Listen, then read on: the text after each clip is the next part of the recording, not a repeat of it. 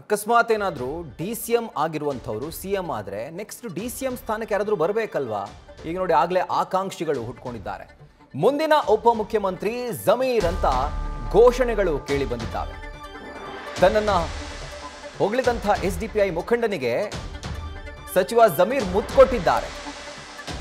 ಬಾಳೆಕಾಯಿ ಶ್ರೀನಿವಾಸ್ಗೆ ಜಮೀರ್ ಅಹಮದ್ ಮುತ್ತು ಕೊಟ್ಟಿದ್ದಾರೆ. ಅಂದರೆ ನನ್ನ ಮನಸ್ಸಲ್ಲಿದ್ದನ್ನು ನೀನು ಹೇಳ್ದಲ್ಲಪ್ಪ ಅಂತ ಆ ಪ್ರೀತಿ ಇರಬೇಕು ಅಥವಾ ಯಾವ ಕಾರಣಕ್ಕಾಗಿ ಅವರು ಮುತ್ತು ಕೊಟ್ಟರೋ ಗೊತ್ತಿಲ್ಲ. ಆ ಒಂದು ಹೊಗಳಿಕೆಯನ್ನ ಕೇಳಿದ ತಕ್ಷಣ, ಆ ಘೋಷಣೆ ಕೇಳಿದ ತಕ್ಷಣ ಖುಷಿಯಾಗಿ ಮುತ್ತು ಕೊಟ್ಟಿದ್ದಾರೆ. ನೋಡಿ, ಗಮನಿಸಬಹುದು ನೀವು. ಎಲ್ಲ ನನ್ನ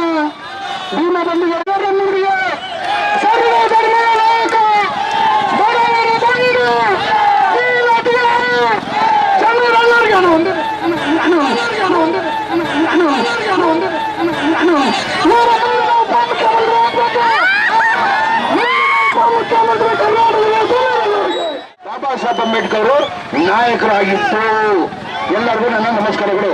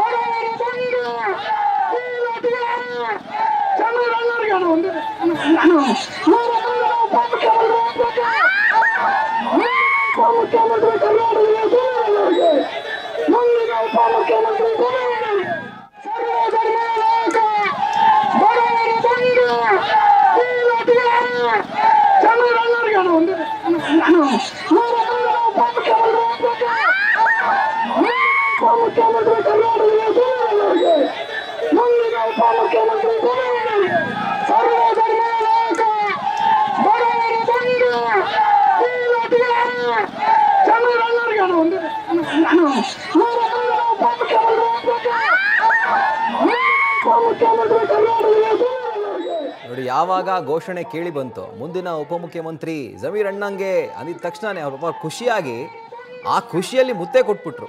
ಅಂದರೆ ಅವರ ಮನಸ್ಸಿನಲ್ಲಿದ್ದಂಥ ಆಸೆನೋ ಏನೋ ಬಹುಶಃ ಅವರ ಬಾಯಿಂದ ಬಂತಲ್ಲ ಅಂತ ಹೇಳಿ ಆ ಖುಷಿಗೆ ಮುತ್ತು ಕೊಟ್ಟರು. ಅಥವಾ ಯೂಶಲ್ ಆಗಿ ಜಮೀರ್ ಅಹಮದ್ ಖಾನ್ ಅವರು ತಮ್ಮ ಭಾವನೆಗಳನ್ನು ಪಬ್ಲಿಕ್ಲಿ ವ್ಯಕ್ತಪಡಿಸ್ತಾ ಇರ್ತಾರೆ, ತಬ್ಕೊಳ್ಳೋದು. ಆ್ಯಂಡ್ ಮತ್ತೊಂದು ಕಡೆಯಲ್ಲಿ ಸ್ವಾಮೀಜಿ ಜೊತೆ ಒಂದು ಇನ್ಸಿಡೆಂಟ್ ಆಯಿತು, ಅದನ್ನು ಕೂಡ ನೀವು ನೆನಪಿಸ್ಕೊಳ್ಬೋದು. ಸೊ ಈ ರೀತಿಯಾಗಿ ಓಪನ್ಲಿ ಅಂದರೆ ಪಬ್ಲಿಕಲ್ಲೂ ಕೂಡ ಯಾವುದೇ ಥರದ ಭಾವನೆಗಳನ್ನ ಅವರು ಮುಚ್ಚಿಟ್ಕೊಳ್ಳೋದಿಲ್ಲ. ಸೊ ಇವತ್ತಿನ ಘಟನೆ ಕೂಡ ಅದಕ್ಕೆ ಹೊರತಾಗೇನಿರಲಿಲ್ಲ.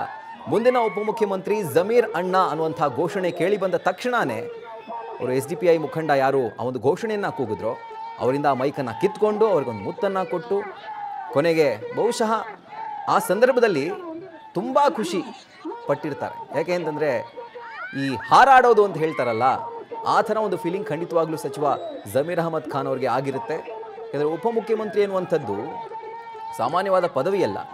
ಸೊ ನಮ್ಮ ಬೆಂಬಲಿಗರು ನಮ್ಮನ್ನು ಆ ರೀತಿಯಾಗಿ ನೋಡ್ತಿದ್ದಾರೆ, ಆ ಆಸೆ ಅವ್ರು ಇಟ್ಕೊಂಡಿದ್ದಾರೆ ಅಂತ ಸಂದರ್ಭದಲ್ಲಿ ಆ ಒಂದು ಘೋಷಣೆ ಬಂದಾಗ ಆಬ್ವಿಯಸ್ಲಿ ಅವ್ರಿಗೆ ಖುಷಿ ಆಗುತ್ತೆ. ಸೊ ಇವತ್ತು ಕೂಡ ಆ ಘೋಷಣೆ ಬಂದಂತಹ ಸಂದರ್ಭದಲ್ಲಿ ಅವರು ಖುಷಿಯಾಗಿ, ಇನ್ಫ್ಯಾಕ್ಟ್ ದಿಲ್ ಖುಷಿಯಾಗಿ ಅವರು ಮುತ್ತು ಕೂಡ ಕೊಟ್ಟಿದ್ದಾರೆ.